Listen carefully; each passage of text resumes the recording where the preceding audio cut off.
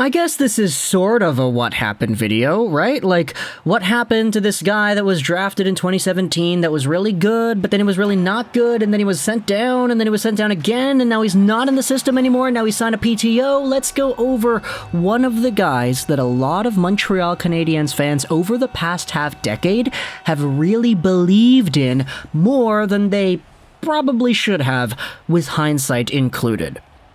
Today, we're talking about Montreal Canadiens' 2017 second-round pick, 56th overall, my bad, Josh Brook. And this is a name that I think if you're a fan of this YouTube channel going back to like 2018-ish, 2018 is when I focused mostly on Vancouver Canucks stuff. It was my senior year of high school while I was making videos on the side talking about my favorite team in Vancouver, but after that season, I started making more videos about Montreal Canadiens guys, because I realized that Montreal videos got a lot of views, and as a result, more views equals more interest in wanting to make those videos, which led to a genuine liking for the team, and now we're here where the Canadiens are my second favorite squad. Believe me, I genuinely like this team now. I'm not just making videos about them for the views anymore, although the views do help. Back in this time frame, we were talking about Josh Brook and the overall potential that he had. Because as a second-round pick, 6'1", 194, Josh Brook went out there in his seasons after getting drafted as an absolute stud for the Moose Jaw Warriors.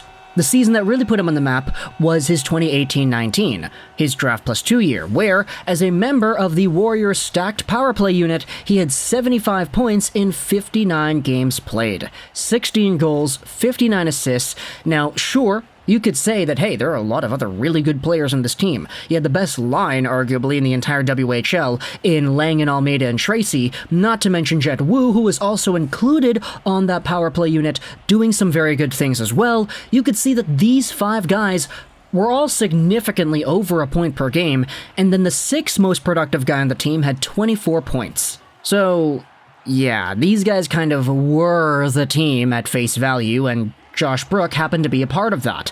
This time frame in 2018-19 is why a lot of Canadiens fans were super stoked on Brook. There weren't really too many other amazing defensive prospects the Habs had in the system at that time, and for Brook really breaking out in the WHL as an over-point-per-game defenseman with that stacked power play unit, it gave Canadiens fans a lot to cheer about.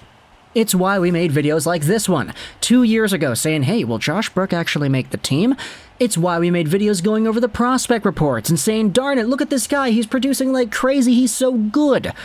He actually made the Laval Rocket at the end of that season as well, with a 7-game sample size, getting 1 assist in the process, but a lot of Canadiens fans are saying, hey, this guy is just out of the WHL, you can't really expect a guy to join the Laval Rocket at the end of the season, get a whole bunch of playing time, get a whole bunch of points, so 1 point in 7 games, that's fine, let's see what he does next year. And next year ended up coming. He had 13 points in 60 games played, was not really all too great. And the season after that, 2020-2021, he had 15 points in 33 games. That's not bad, but for a guy who's 22 years old, you would probably like to see a little bit more. And then you saw him start to suffer the unfortunate bug that is the injury bug. He only played 12 games this recent season in 2021-2022, 6 for the Laval Rocket where he had 0 points, and 6 for the Trois-Rivières Lions in the ECHL where he had a goal. He also played for the Lions in their playoff run, getting 6 points in 7 games played, which is good, but like, come on, it's the ECHL, that's the 3rd-tier league, you have to be able to produce there to even show that you have some worth at higher levels of play. At the end of the day, though, Josh Brook became an RFA, and the Canadiens did not qualify his rights. They let him go for free, and now he is a member of the Calgary Flames. Take a look at this press release or not even press release, it's just cap-friendly, going out there and saying what happened. The Calgary Flames have signed Josh Brook to a PTO, and this is some of the response on social media that I wanted to show for you over here. This is what Andrew Zadarnowski said. He usually contributes to TSN 690. Former Habs prospect Josh Brook signs a PTO with Calgary. They will be looking for players for their AHL team and the Wranglers, so maybe there is a fit. Brook finished the season with the ECHL Lions and wasn't called up to the Rocket for their playoff run, so the writing was on the wall. Brook's best time as a Canadiens prospect was probably in the second year of his ELC when he was paired with Karl Alzner on the Laval Rocket. Alzner was a good, responsible veteran who worked with a lot of young defensive prospects in Laval. Now, shout out to Karl Alzner, by the way, for being the absolute legend that he was. He showed up for a season, didn't do much, eventually became the worst contract on the Canadiens, and then he got sent down to Laval, where he actually did play a pretty good role in developing a lot of these younger guys, and Josh Brook definitely was able to benefit from his services. But it's just super unfortunate to see how Josh Brook's career path went, and the way the hype died down for this guy immediately after you saw some other defensive prospects that are probably worth a lot more get selected by the team instead. Josh Brook was replaced by Caden Cooley. You had Jaden Struble and Norlander thrown in there too. Heck, I don't like the guy, but you could even say Mailloux was in that conversation as well. But at the end of the day, when it comes to the question of what happened, I think a lot of Canadiens fans might just have gotten a little bit too excited over a player that played in an overage CHL season on a really stacked unit and used that point production to compare with other defenseman prodigies that had a lot of points and say that, hey, Brook could be a very good top 4 power play quarterback guy at the NHL level. Like, sure, 75 points in 59 games is amazing, but this season happened 2 years after the guy was drafted, and you see it a lot with CHL talent that, hey, guys that are 19, 20 years old even, they could usually produce a heck of a lot of points in the CHL and not really amount to anything outside of that league. Sure, Brook had his fair share of time spent in the Laval Rocket system, and he was at half a point a game in 2020-2021.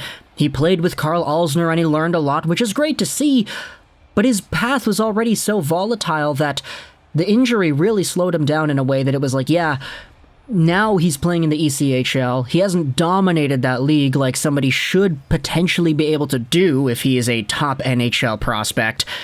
And at the end of the day, the Canadiens just said, you know, we don't think that there is a future here. So he became a free agent, and now he is a PTO, hopefully going to be a mainstay. What is it, Calgary Wranglers? Is that their new farm team or whatever it is? Calgary Flames farm team. Let's go ahead and search that up on the Google machine because I just don't know what it's called. Yeah, it's not the Stockton Heat anymore.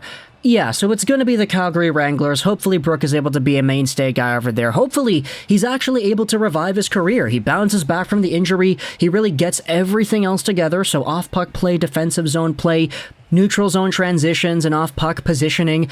He could produce points, and we saw that in the WHL when he was on that power play unit, but there's a long way to go here if you're projecting Josh Brook to being an NHL caliber talent, and especially now when the guy's 23 years old. The time's ticking, I guess, so talk to me in the comments all your thoughts about Josh Brook and what happened with this player, how he went from, in the eyes of many Canadiens fans, the best defensive prospect in the Habs system to a PTO with the Calgary Flames. Let me know your thoughts in the comment section below. I hope you enjoyed this British Rolls 99, and bye.